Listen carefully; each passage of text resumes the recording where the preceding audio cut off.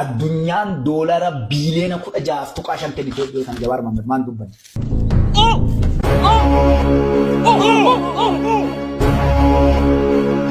Itoophiyaan naga ta'uu guddachaa jiraachuu isiitiin walli baankiin mallaqa liqii kenneef.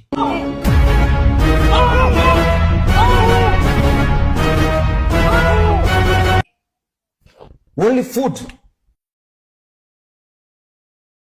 Itoophiyaan jireenyaan kaati qonni bade jettu uf dandeettee jedhanii badhaaste addunyaa.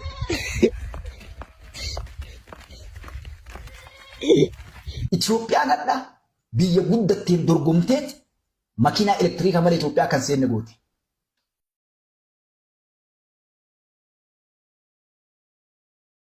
Ummata kana makiinaa gasga'uu seenne tajaajila jedhu sodaatanii taa'u jira biyyi guddate. Ummanni keenya hadha ummata gaafadhaa dhimar. Adi nama qotee bulaa Jawaar Mohaammed.